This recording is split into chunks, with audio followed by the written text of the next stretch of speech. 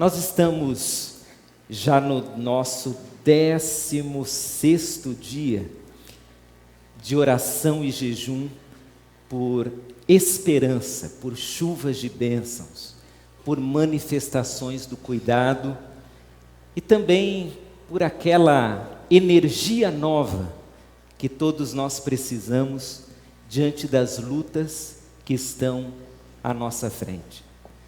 E hoje começamos um mês falando sobre esperança. Em todos os cultos, aos domingos, às quartas, um tema novo falando sobre esperança. E o tema de hoje será: não perca a esperança. Não perca a esperança. Talvez a pessoa que está sentada ao seu lado tenha perdido a esperança. Talvez o seu colega de trabalho tenha perdido a esperança. Talvez você tenha perdido a esperança. Não é muito difícil perder a esperança, principalmente quando vivemos dias tão complicados quanto estes que estamos vivendo. Não é difícil perder a esperança quando você percebe que o nosso país está vivendo uma das suas maiores crises da história. Não é muito difícil perder a esperança quando você olha para frente e não sabe exatamente o que vai acontecer. Se por um acaso você perdeu a esperança, há um texto da palavra de Deus que é sua e minha motivação hoje pela manhã. É o próprio Senhor Jesus dizendo a cada um de nós: eis que estou convosco todos os dias. Vamos falar juntos esse pequeno, mas desafiador verso da palavra do nosso Deus? Falemos: eis que estou convosco todos os dias. É com você que Jesus está, todos os dias. No dia fácil, no dia difícil, no dia em que tudo deu certo e no dia em que tudo está dando errado. No dia dos bons prognósticos, no dia dos prognósticos ruins. No dia quando você liga a televisão e assiste as boas notícias vindas de Brasília. No dia em que você liga a televisão e só há notícias ruins. Em todos os dias, Jesus está conosco. E Jesus está conosco para nos garantir esperança. Esperança numa época em que a nossa sociedade literalmente perdeu a esperança. Perdeu a esperança por questões econômicas, perdeu a esperança por questões políticas, perdeu a esperança pelo estado moral de decadência no qual nos encontramos. A nossa sociedade, irmãos, está vivendo uma época de pouquíssima esperança. E isso é uma das características desse tempo chamado pós-modernidade. A pós-modernidade, dentre outras questões ruins que nos trouxe, ela trouxe também uma verdadeira enxurrada de desesperança. Os pesquisadores sobre a nossa sociedade nesse tempo dizem que nunca houve uma sociedade tão sem esperança como a nossa. Por quê? Alguns comentários podem te ajudar a entender isso.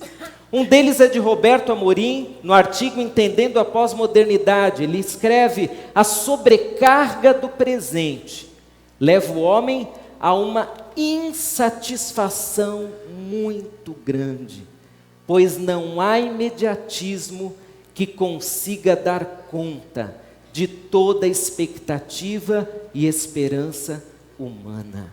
A pós-modernidade para nós viria trazer soluções, mas ela não trouxe. A tecnologia não melhorou nossa família. As informações cada vez maiores e mais rápidas não trouxe solução para as questões mais pessoais do ser humano. E isso gerou insatisfação, desesperança. Num outro comentário muito interessante de Jussara Moraes, temos mais um retrato dessa desesperança.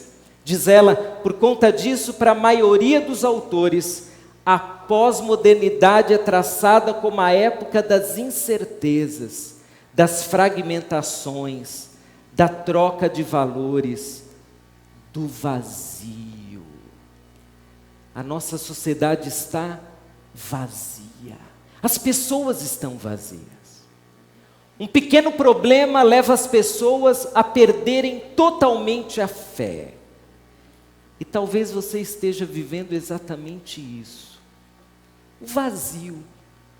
Não encontra sentido, não encontra motivação, não encontra alegria. Está fraco diante de uma crise que só vai aumentando. E é bom deixarmos claro que essa crise que nós enfrentamos é uma grande crise, irmãos. A nossa sociedade está vivendo uma época em que as estatísticas são as piores possíveis. Hoje no Brasil, nós estamos chegando à casa dos 12 milhões de desempregados. Isso é muito grave. O Brasil é o 7º país do mundo em que mais se matam jovens. O Brasil é o 10º pior país no mundo em desigualdade social. E se não bastasse, a nossa economia, com os juros maiores do mundo, é hoje uma das piores economias que nós já vimos como brasileiros. É uma enxurrada de más informações, é uma enxurrada de prognósticos negativos, é uma enxurrada de problemas bem pertinho de nós. Só que eu quero te convidar nesses dias a olhar além dos problemas, a ter um olhar não fixo nas crises, nas estatísticas ruins, mas eu gostaria que você olhasse para Jesus, porque se não olhar, acontecerá com você o que aconteceu com Jó. Sabe o que aconteceu com Jó? E está descrito no capítulo 17, verso 15 do livro que leva o seu nome. Jó, quando estava ali no meio de toda aquela crise pessoal, aqueles problemas terríveis, Jó fez uma afirmação que eu julgo ser uma das mais tristonhas da Bíblia. Jó declarou assim: onde está a minha esperança? Quem poderá ver alguma esperança para mim? Consegue imaginar uma pessoa que quem sabe sai pelos corredores dizendo: será que alguém enxerga esperança para mim? Vocês sabem onde foi parar a minha esperança? Vocês estão vendo esperança porque eu não estou. Assim que Jó estava se sentindo. E talvez assim você esteja se sentindo. Perguntando dia após dia: onde está a esperança? Como eu terei esperança? Como eu vou sair dessa? Para você que está se sentindo como Jó, há um texto da palavra de Deus que eu julgo ser um antídoto para esse sentimento parecido com o de Jó. O antídoto está em Romanos 15, 13, quando a palavra de Deus diz assim: que o Deus da esperança os encha de toda alegria e paz, por sua confiança nele, para que vocês transbordem de esperança pelo poder do Espírito Santo. Para pessoas como Jó, que estão perguntando: onde está a esperança? Onde eu acho esperança? Deus se levanta e diz que Ele é o Pai da esperança. Deus se levanta e diz que há esperança para você e para mim. E a esperança numa medida maravilhosa, a medida da abundância. A esperança que vem de Deus não é a esperança na medida ali da miséria, a esperança do conta-gotas, mas é a esperança tal qual uma fonte que começa a jorrar e não para mais. É sobre essa esperança que nós conversaremos durante o mês de setembro, porque Deus é o Pai da esperança, e a vontade de Deus qual é? É a de que nós tenhamos esperança. Ele quer dar esperança, Ele é como que o ministro da esperança, e Ele quer dar não um pouquinho de esperança, mas muita esperança. Porque na balança da vida, quanto mais as crises e problemas pesam, mais nós precisamos de esperança. Quanto mais o nosso coração vai se enchendo de notícias ruins, de prognósticos negativos, mais nós precisamos de esperança. Você precisa de esperança, e a sua esperança está garantida no Senhor. Muito bem. Deus é Pai da esperança. Eu quero esperança. Como eu faço? Onde está a esperança? Já entendi que Deus tem uma medida de esperança, mas eu quero saber direitinho onde achar esperança. E nesse culto vou te dar 3 dicas para você encontrar esperança em Deus. O texto que leremos, e agora vamos estudá-lo, está em Lamentações capítulo 3, versos 19 a 26. É um texto que vem da autoria de alguém que passou por tantas lutas quanto você.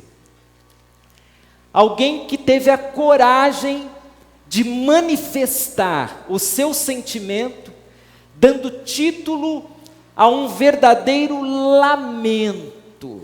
Lamentações é o título do livro onde está esse trecho que leremos.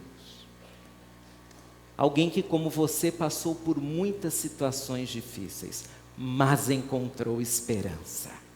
O texto diz, e perceba que é uma palavra bem pessoal do profeta: lembro-me da minha aflição e do meu delírio, da minha amargura e do meu pesar.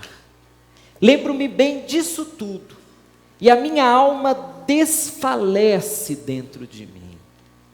Todavia, lembro-me também do que me pode dar esperança.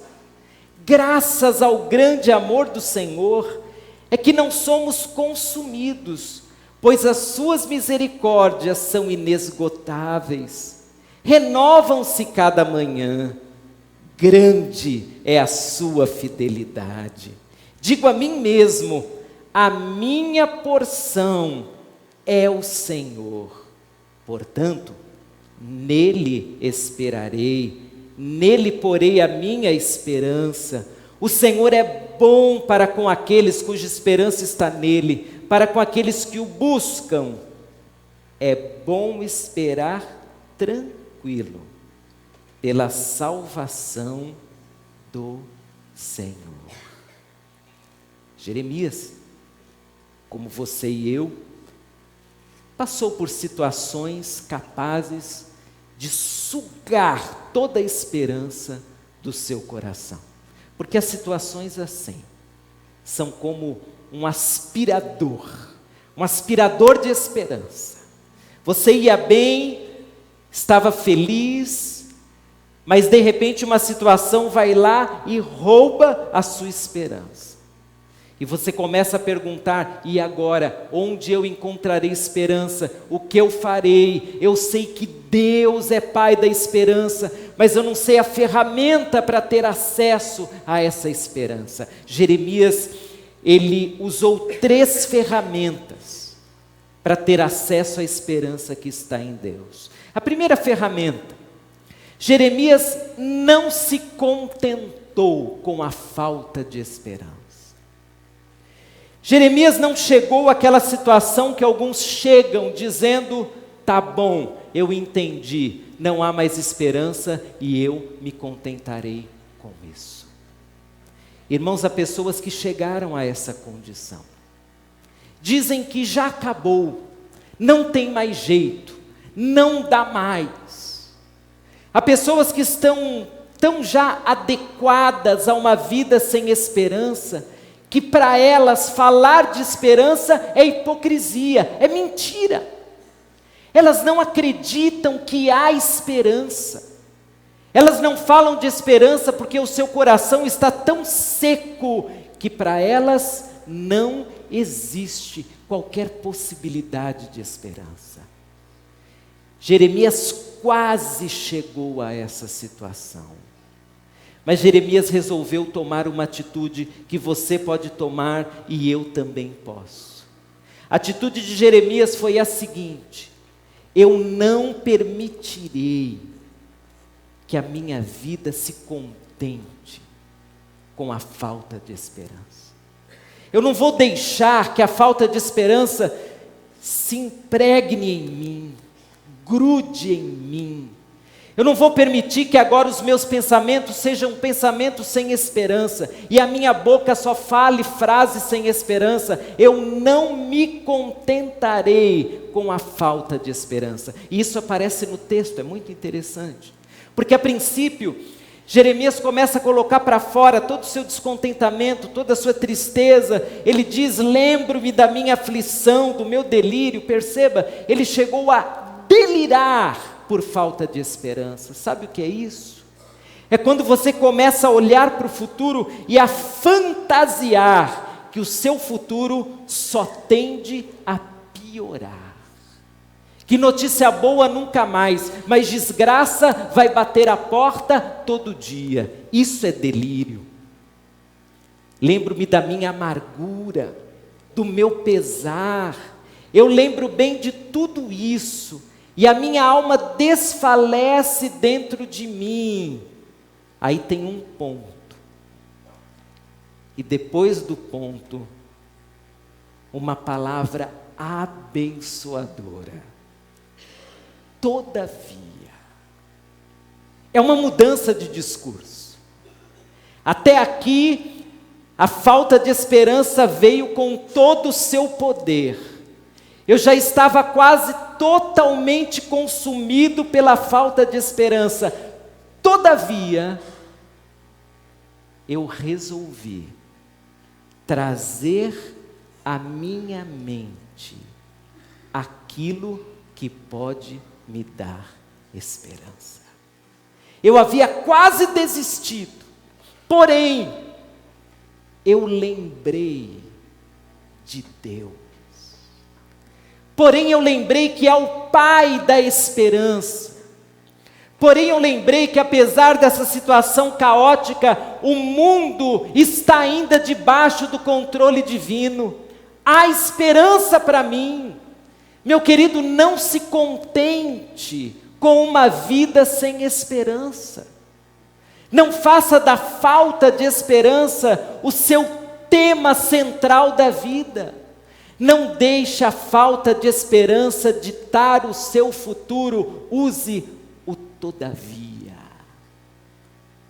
Apesar da crise no Brasil, apesar da luta que eu enfrento dentro de casa, apesar da enfermidade que está me consumindo, apesar dos problemas graves que eu estou enfrentando do trabalho, apesar de tudo isso, eu vou ter esperanças no meu Deus.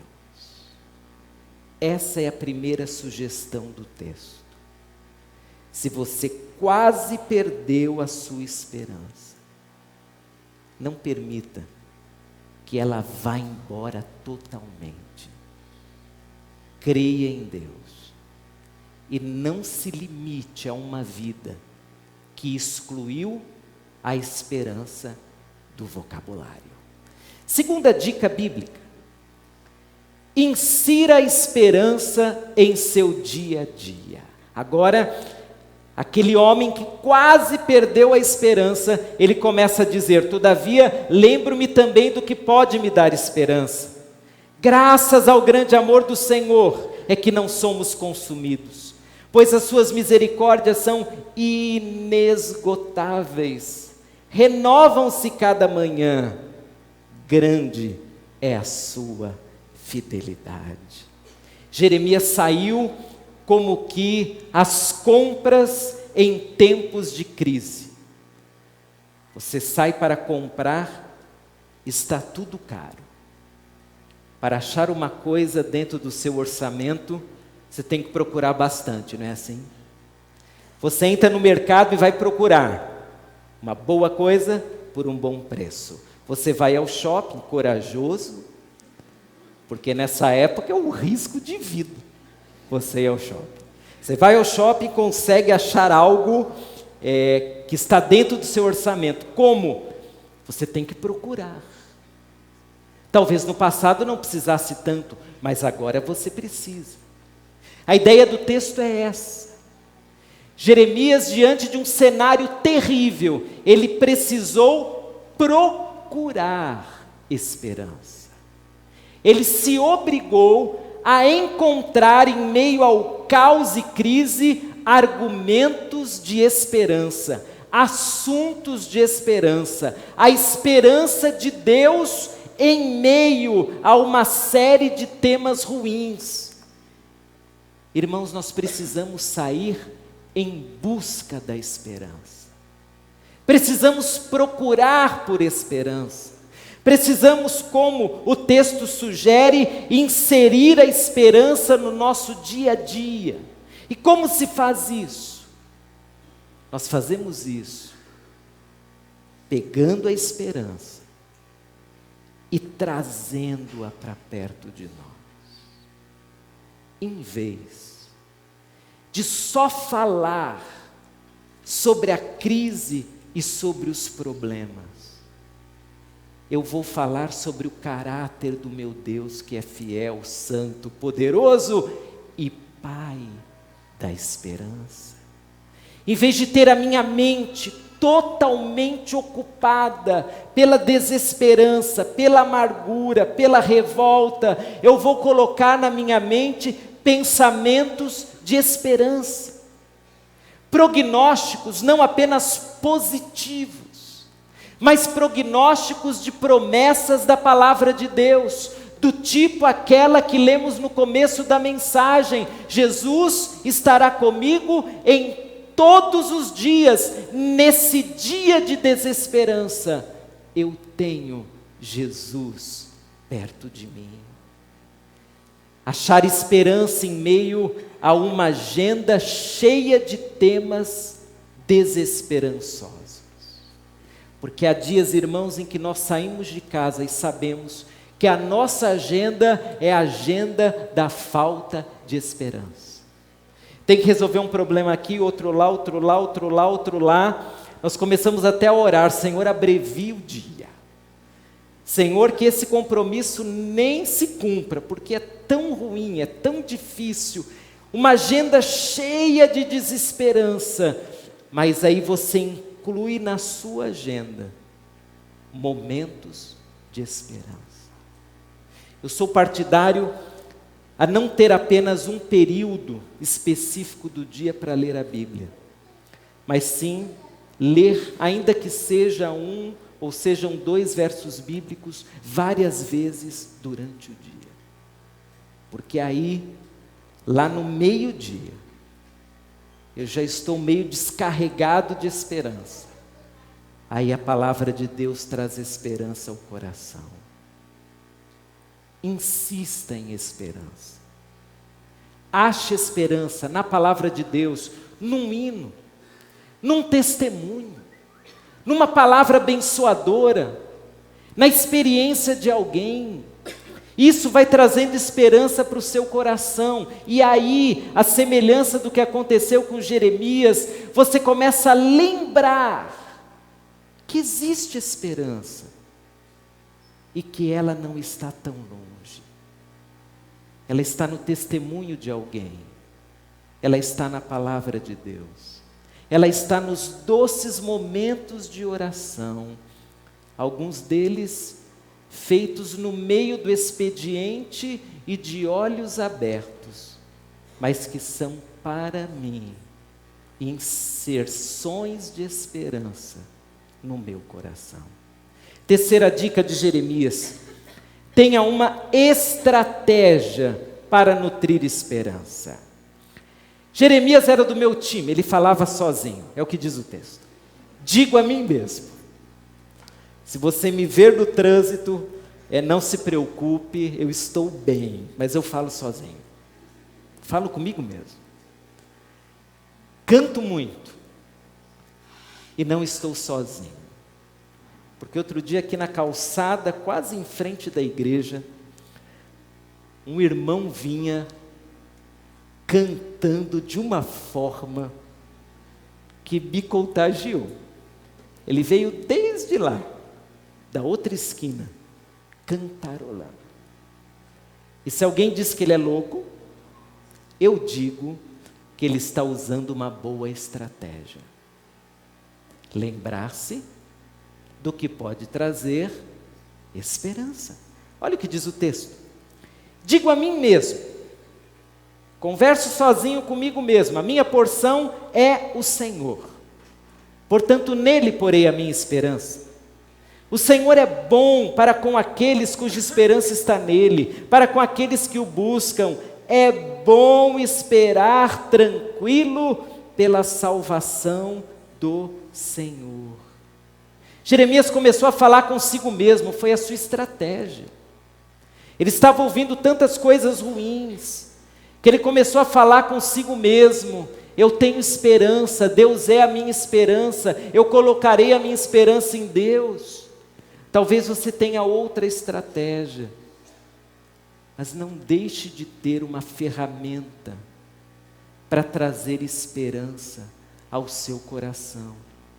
Principalmente quando a falta de esperança, talvez em forma de uma informação, talvez em forma de uma pessoa, talvez em forma de um extrato bancário, enfim, às vezes a falta de esperança está tão perto de você, e você está desprotegido, está sem esse colete à prova de falta de esperança.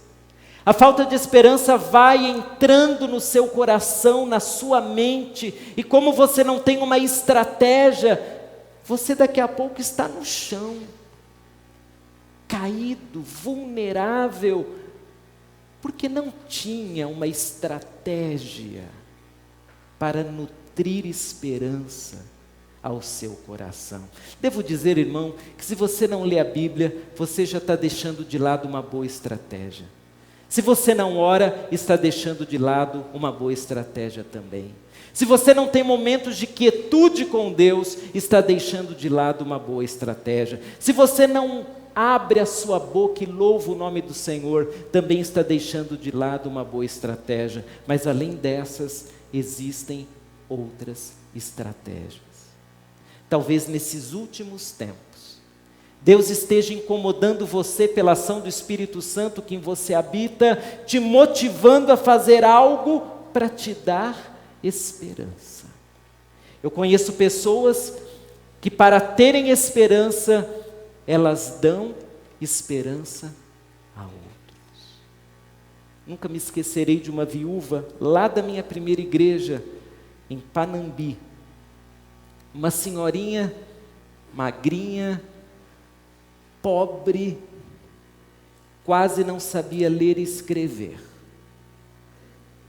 Ela sempre tinha uma palavra de esperança para todo mundo, até para o caixa do banco.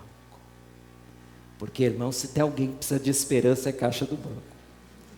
Você consegue imaginar a reclamação que o caixa de banco recebe em tempos de crise? É gente reclamando que subiu o dinheiro. Não é que subiu o dinheiro, é que não recebeu mesmo aquele mês.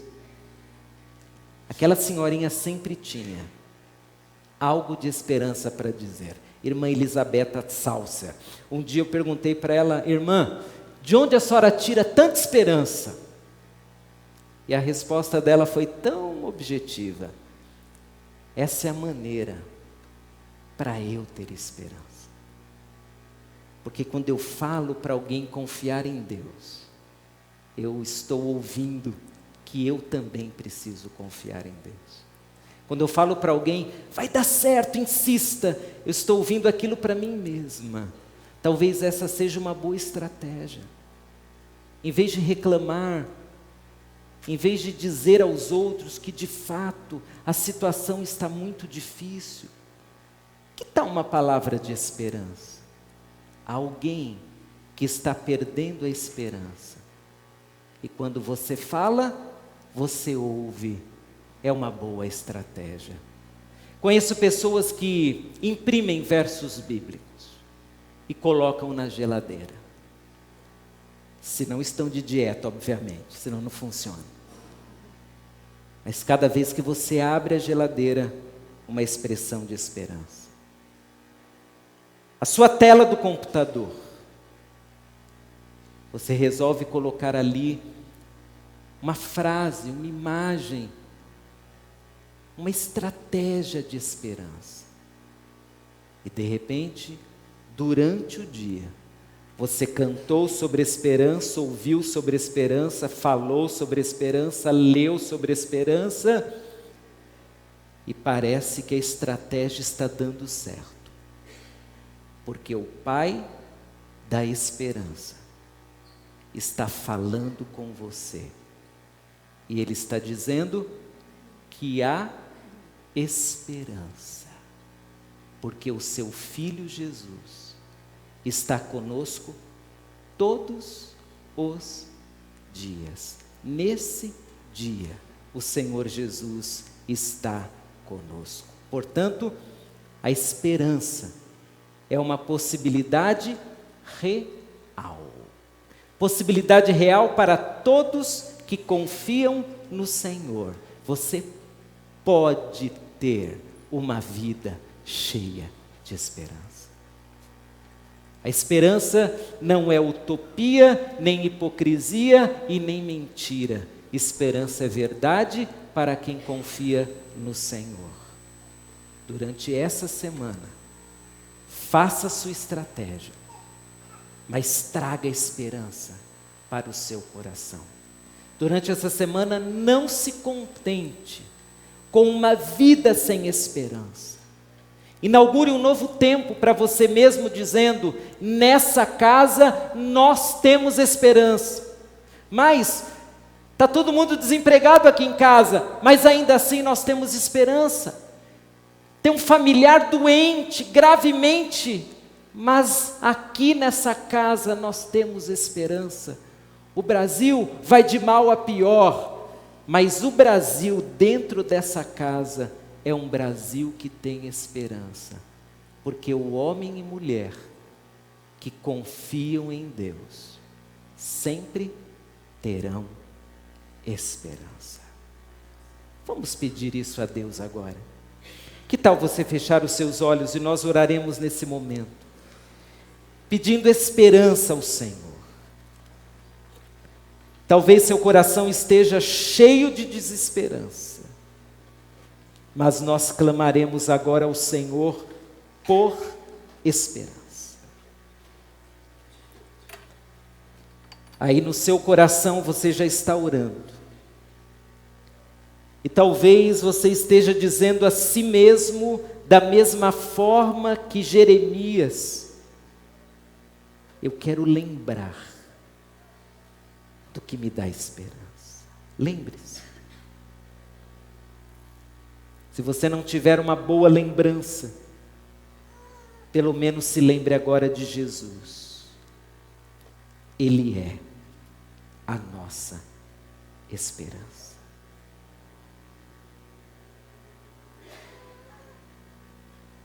Querido Deus, nessa manhã de domingo, nós estamos juntos pedindo algo que o Senhor pode dar.